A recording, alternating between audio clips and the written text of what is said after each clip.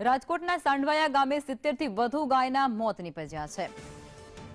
કોટડા સાંગાણીના સાંડવાયામાં ગૌશાળામાં મોત નીપજ્યા છે। ખોરાકી ઝેરની અસરથી ગાયના મોત થયા હોય તે પ્રકારનું અનુમાન અત્યારે સેવાઈ રહ્યું છે।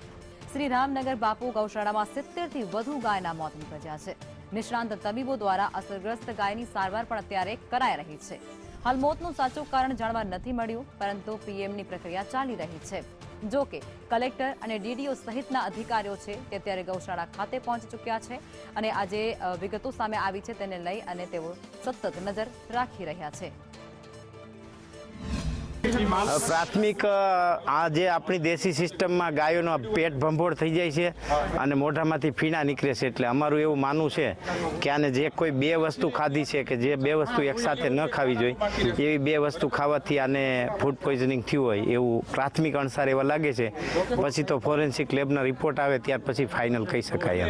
અમારી ડૉક્ટરોની ટીમ અત્રે ગૌશાળા ખાતે હાજર છે અને જે પશુઓમાં લક્ષણો જોવા મળે છે એમની સારવાર ચાલુ છે અને આગળ વધુ પરીક્ષણ અર્થે જે પશુના મૃત્યુ થયા છે એ પશુઓના સેમ્પલ લઈ અને ટોક્સિકોલોજીકલ એનાલિસિસ માટે આગળ અમદાવાદ ખાતે મોકલી અને મૃત્યુનું એકચ્યુઅલી કારણ શું છે એ જાણી અને આગળની જાણ કરવામાં આવશે। અત્યારે જે પશુઓમાં જે લક્ષણો જોવા મળે છે એની સારવાર અમારી તમામ ટીમો અહીંયા આવી પહોંચી છે અને સારવાર ચાલુ છે। 11 તારીખે અમુક દાતા દ્વારા અહીંયા મગફળીનું જે ખોળ છે અનુદાન આપવામાં આવ્યું છે અને આના પછી અમે શંકા વ્યક્ત કરીએ છીએ ડૉક્ટર્સની ટીમ અને અહીંયા ગામના લોકો, મોજીજ લોકો છે, સરપંચશ્રી પણ છે કે જે વિસ્તારમાં આપવામાં આવ્યું છે આ વિસ્તારમાં જ પશુઓની મૃત્યુ જોવા મળી છે અને છેલ્લા 2 દિવસમાં લગભગ 70 થી વધુ પશુઓના ગૌમૃત્યુ થઈ છે।